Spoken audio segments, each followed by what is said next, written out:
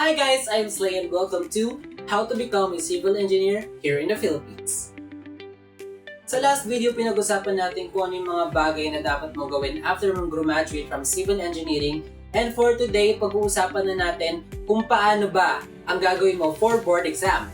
Ito talaga yung pinaka-crucial na part sa buhay nating mga nag-take ng civil engineering, which is the board exam. And pati rin naman sa ibang mga fields or courses, ito rin yung crucial na part.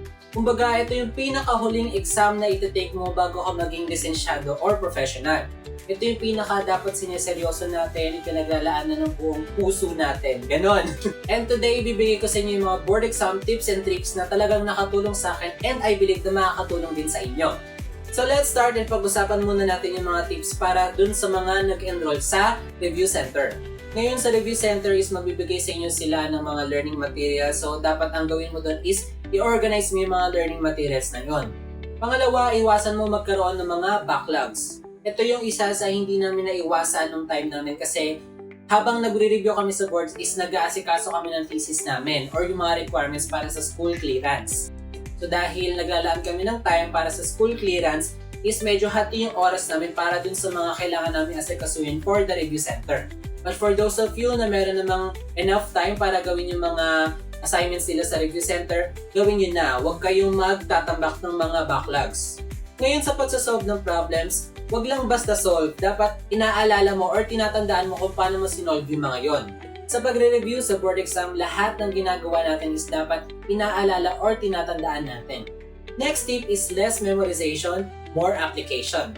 Ang ibig sabihin nun is practice, practice, and practice. Siyempre sa board exam, andyan yung talagang magme-memorize ka ng mga concepts and formula, pero dapat mas marami yung paggamit mo sa mga formula and concepts na yon. Kasi yung pag-apply sa mga formula and concepts na to, yun na din yung way mo para ma-memorize sila eh. So the more you apply them or use them, mas lalo sila magre-register sa utak mo.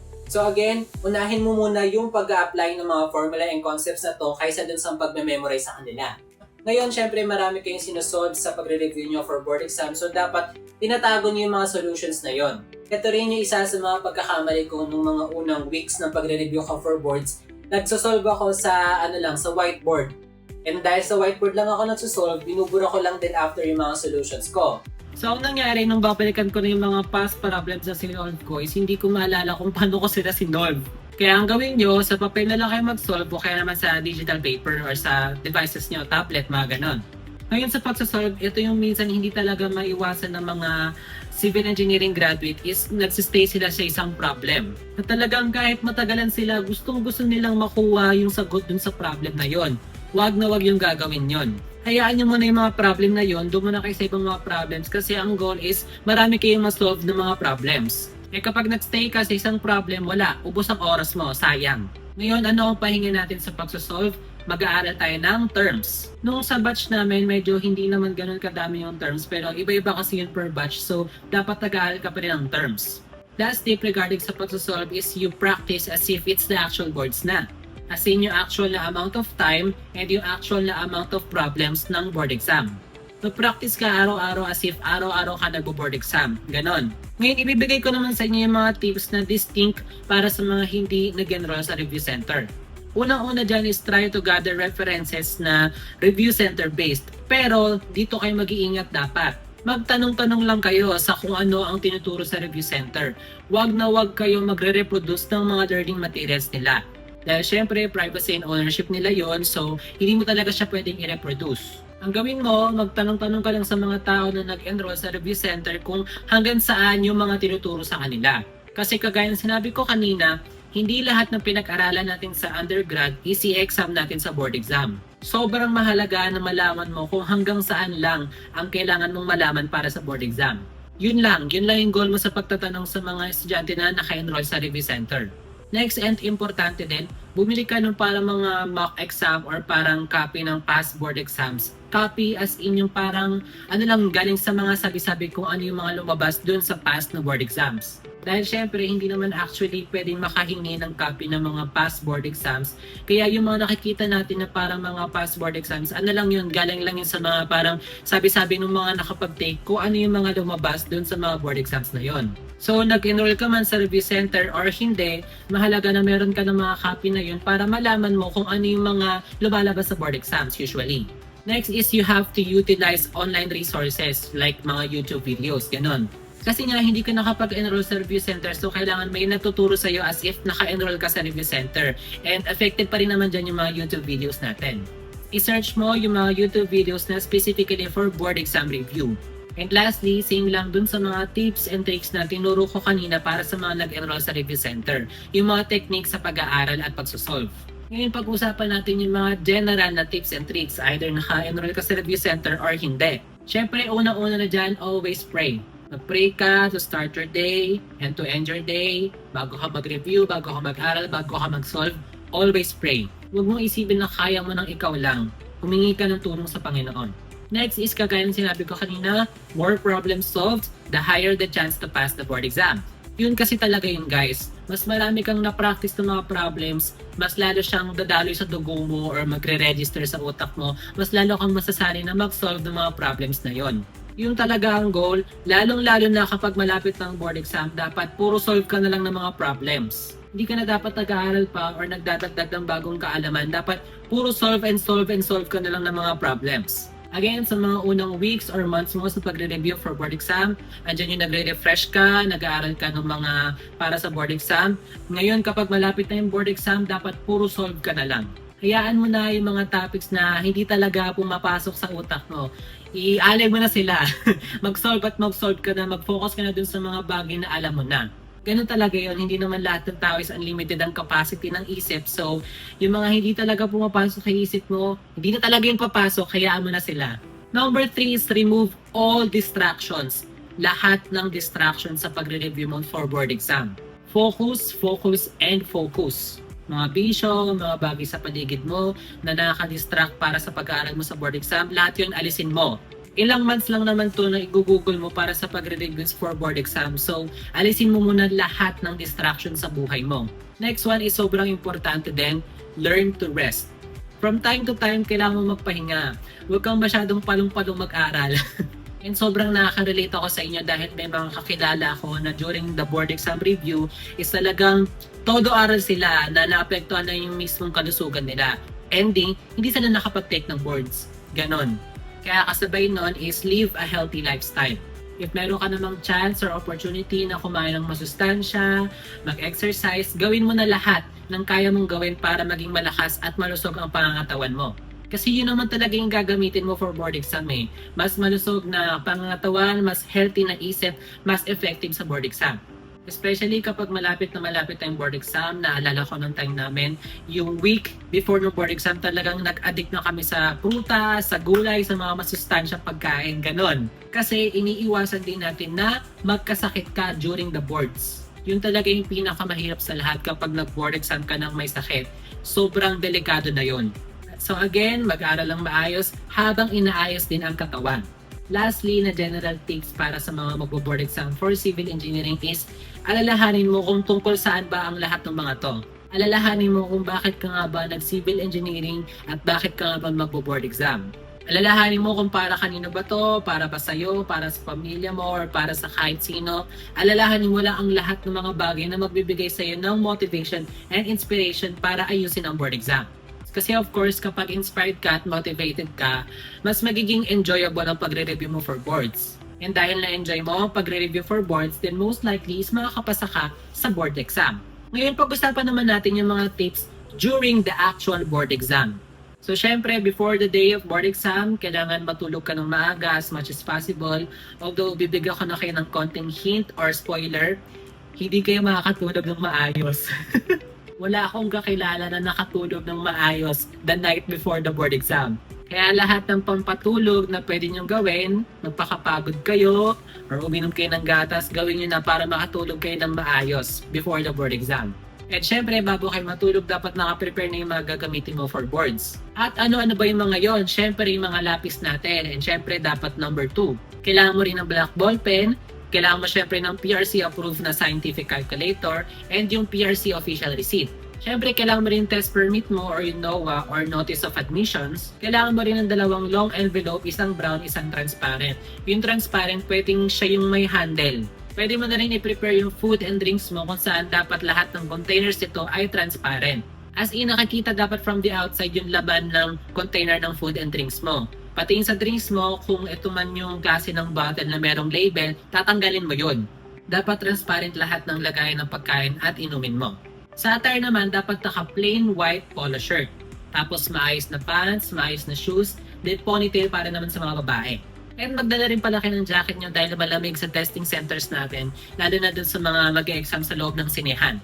During the boards, kailangan mo dumating ng maaga sa testing center mo dahil pipila ka pa at hanapin mo pa yung room mo dahil bawal pumunta doon the day before. Bawal i-check the day before kung saan yung room mo banda doon sa venue ng testing center mo. Then yung ibang mga gamit mo, halimbawa yung cellphone mo, lahat yun ilalagay sa bag mo, tapos ilalayo sa yung bag mo. Ang pwede mo lang dalhin sa upuan is yung mga pagkain mo, tapos yung mga envelopes. Sa envelope nakalagay yung mga papeles mo, yung mga lapis mo, yung ballpen mo, test permit, tsaka yung scientific calculator mo. Tapos at the end of the day mo lang makukuha ulit yung bag mo. Pero may mga bali-balita na mayroong mga alam nyo na, so mag-iingat kayo doon. Ngayon halimbawa, ito na, nakaupo ka na, tapos mag-i-exam ka na. Pray before and after the exam. Simulan mo sa prayer, humingi ka ng tulong sa Panginoon at siya nang bahala sa iyo. Tapos again, habang nag-exam ka na, don't spend too much time on one problem. Learn to skip it. Please, huwag kang magtatagal sa isang problem lang. Skip mo muna, doon ka muna sa ibang mga problems. Ang goal is marami kang masolve na tama. Tapos yung pagsasolve, doon mo lang siya pwedeng gawin sa likod ng questionnaires mo. Wala kayong mga scratch paper or mga bond papers. Ang ginawa ko, hindi mo na ako nag-shade dun sa answer sheet para naglagay mo na ako ng palatandaan dun sa questionnaire kung ano yung choice or letter na napili ko. Tapos kapag nag-shade ka na, i-shadean mo lahat ng number kahit yung mga wala kang sagot. Kasi magkakaroon ng problema kapag meron kang walang sagot na number. And syempre, kung hindi ka man sure dun sa sinagutan mong numbers, meron ka namang 25% chance na tama yon. So, dapat talaga lahat ng numbers, meron kang ma-shade na sagot. Tapos, bago mo ipasa, i-triple check mo yung papel mo. Check mo lahat, pati yung mga ginawa mo solutions, pwede ka mag-back solve. I-check mo lahat kung meron ka pang time. Wag kang magpapasa ng maaga. Sulitin mo yung buong oras na meron ka. Kahit uwi ka na at pagod ka na, wag. Tapusin mo yung oras. Please. Kasi magugulat ka, meron mga problems na parang biglang kanina hindi mo masagutan pero ngayon masasagutan mo na, parang ganon. Tapos meron din namang mga items na akala mo tama yung sinagot mo pero nung chinek mo na is mali pala. So dapat sulitin mo yung oras mo, i-check mo na lahat ng pwede mong i-check habang may oras pa. Ngayon, last thing na pag-uusapan natin is yung mga tips and tricks specifically dun sa mga subjects for board exam. So, as we all know, meron tatlong subjects which are the MSTE, the HGE, and the PSAT or PSAT.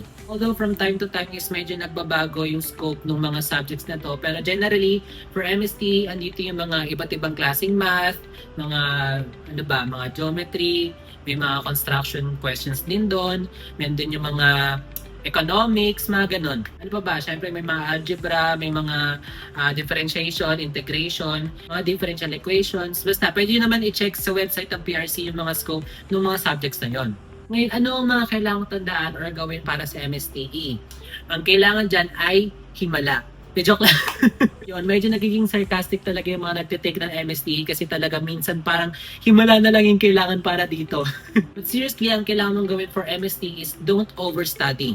Ang goal sa MSTE is marami kang malaman na topics. Hindi mo kailangan lumalim sa mga topics na yon. Mas maraming alam is mas maganda kaysa dun sa mas malalim ang alam.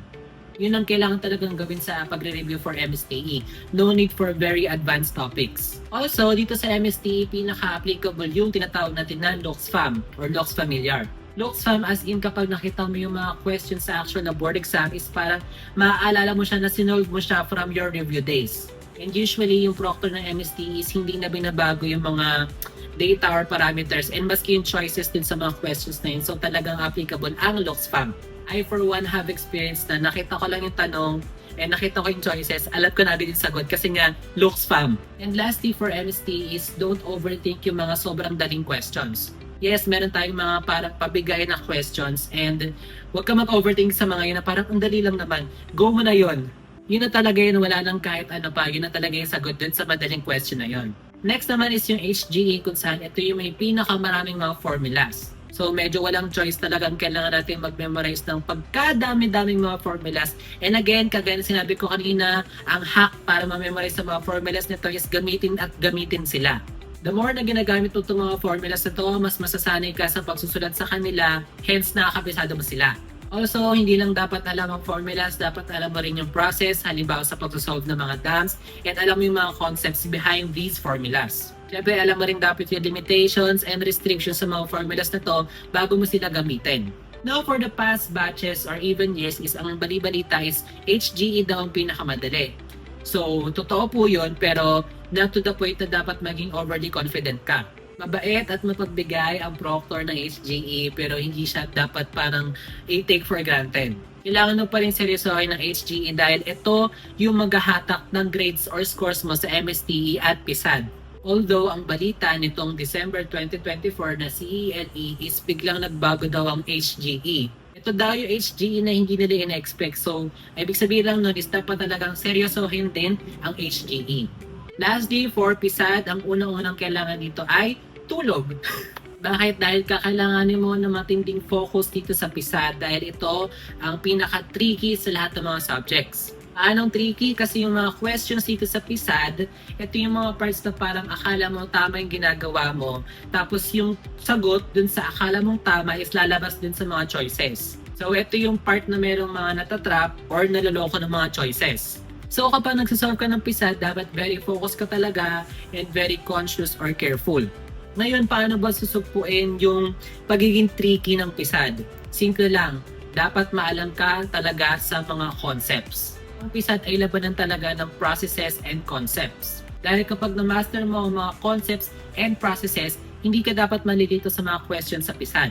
Kasi yun lang naman yun eh, kung maalam ka sa mga concepts and processes for PSAT, alam mo siya patakbuhin at alam mo kung ano ang dapat mo lang nakunin para dun sa mga problems na yon. So again, ang susi para hindi matrap or maloko ng mga questions or choices sa PSAT is dapat master mo ang mga concepts. And sa PSAT, syempre, andito pa rin yung mga formulas, pero more on practice yung labanan dito sa PSAT. Like, the more problems na you solve during your review days, is mas mataas yung chance na may papasa mo yung PSAT.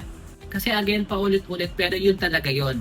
The more problems na you solve, the more time or chances na nakapag-practice ka, mas mataas yung rate or chance na makapasa ka sa buong board exam. Take it as if you're training for sports. Syempre kapag nag-official games ka pero wala ka naman training, edi syempre, all odds ka doon, di ba? Ganon din sa board exam. Ang training mo is yung pagsosolve ng mga problems and ang actual games mo is yung board exam. Because you're training hard to gain good results during your review days, then good results din yung kalalabasan ng board exam mo. Kaya nga ang ginagawang goal ng mga nagbo-board exam is 100 or 200 problems per day yung sinosolve nila kasi yun nga talaga yung susi doon. So, tandaan nyo lang lahat ng mga bagay na sinabi ko ngayon para sa inyong pagre-review sa board exam and sa actual na pagtitake sa board exam at alam nyo na ang kasunod doon. Dadagdagan na ng ENGR or RCE ang pangalan nyo. And I think that's it for this video guys and medyo napahaba lang dahil ganun talaga marami kang kailangan malaman ng mga bagay tungkol sa pagtitake ng board exam. Again, ito ang ultimate na exam na iti-take mo bago ka maging isang ganap na civil engineer. Never naging madali ang process pero always worth it naman ang success sa dulo nito. Of course, huwag niyo kalimutan na mag-pray palagi during your review and sa actual boards and everything will fall into place. And that's it for this video guys. I hope marami kayo natutunan and naging excited kayo for Civil Engineer Licensure Exam. Thank you so much for watching video guys and pag-uusapan natin sa next video kung paano ba pumili ng review center na para sa inyo. That's it for today guys. I hope you like and share this video and of course subscribe to my channel. Goodbye guys. I am Engineer Slay and see you on the next video. Bye-bye!